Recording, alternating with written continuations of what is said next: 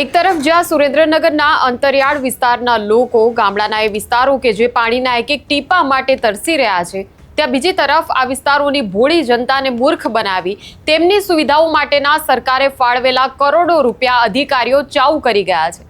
શું છે આખી ઘટના, વાત કરીશું આ વિડીયોમાં। નમસ્કાર, નિર્ભય ન્યૂઝમાં આપની સાથે હું મયુરી। સુરેન્દ્રનગર જિલ્લાના લીંબડી તાલુકાની આ વાત છે કે જ્યાં સુજલામ સુફલામ યોજનાનું એક મોટું કામ થવાનું હતું અને આ વિકાસના કામો માટે કરોડો રૂપિયાની ગ્રાન્ટ મંજૂર થઈ હતી, પરંતુ આ ગ્રાન્ટ જે છે એ જે વિકાસ જે પહોંચવો જોઈએ અંતરિયાળ વિસ્તારના છેવાડાના માનવી સુધી તે પહોંચ્યો જ નથી અને ક્યાંક અધિકારીઓની તિજોરીઓના શોભા આ રૂપિયા જે છે ગ્રાન્ટના તે વધારી રહ્યા હોય તે પ્રકારની સ્થિતિ જે છે તે સામે આવી છે। જિલ્લા કોંગ્રેસ પ્રમુખ અને આ વિસ્તારના પૂર્વ ધારાસભ્ય નૌશાદ સોલંકીએ એવા આક્ષેપો કર્યા છે કે સુરેન્દ્રનગરના જામડી, ગીડી, જસમતપુર, જનશાળી અને દેવપરા ગામડાની અંદર સુજલામ સુફલામ યોજના હેઠળ વિકાસના કામોની મંજૂરી લેવામાં આવી હતી અને તેની સાથે જ કરોડો રૂપિયાની ગ્રાન્ટ જે છે તે પણ તેના જે રૂપિયા જે છે તે પણ મેળવી લેવામાં આવ્યા હતા, પરંતુ તે મુજબનું કોઈ જ કામ જે છે તે થયું નથી। નૌશાદ સોલંકીએ એવું કહ્યું છે કે વર્ષભર જે તળાવો જે છે અત્યારે પાણીથી ભરાયેલા છે, પરંતુ કાગળ પર સરકારને એવી માહિતી આપવામાં આવી છે કે આજે તળાવો જે છે એ તળાવોની અંદર ખોદકામ કરવામાં આવ્યું છે, 5 લાખ રૂપિયાનું કામ થયું છે। આ 5 લાખ રૂપિયાનો ખર્ચ જે છે તે કાગળ પર બતાવવામાં આવ્યો છે અને રૂપિયા જે છે તે મેળવી લેવામાં આવ્યા છે। ત્યારે આ સમગ્ર મામલે નૌશાદ સોલંકીએ શું કહ્યું છે તે જોઈએ। અમારા જિલ્લા કોંગ્રેસ પ્રમુખ નૌશાદભાઈ સાથે હું લગદીસિંહ રાણા, તાલુકા કોંગ્રેસ પ્રમુખ।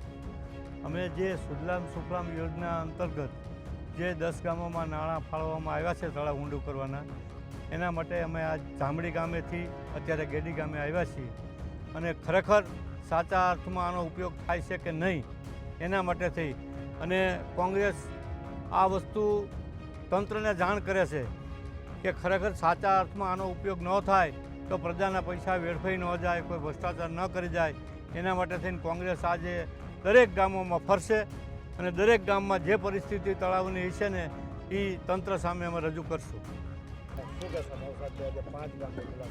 આજે અમે લીંબડી તાલુકાના 5 ગામોની મુલાકાત લીધી છે। આ ટોટલ 10 ગામોની અંદર સુજલામ સુફલામ યોજનાની અંદર કુલ 50 લાખ રૂપિયા ફાળવવામાં આવ્યા છે। આ 5 ગામોની અંદર તળાવો ખચાખચ ભરેલા છે અને વર્ષોથી ભરેલા છે, પાછા આજથી 5-10 વર્ષથી આ તળાવો આમનામ ભરેલા છે।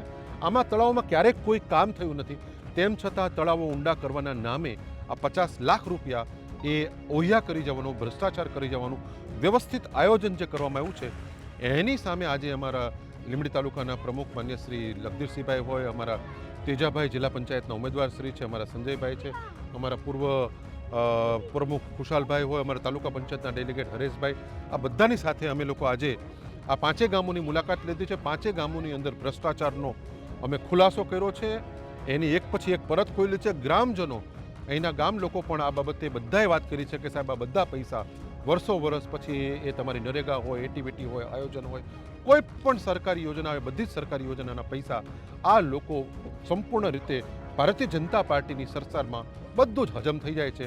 એની સાક્ષાત આજે લોકોએ ગવાહી આપી છે, એ જાણીને ખૂબ દુઃખ થાય છે।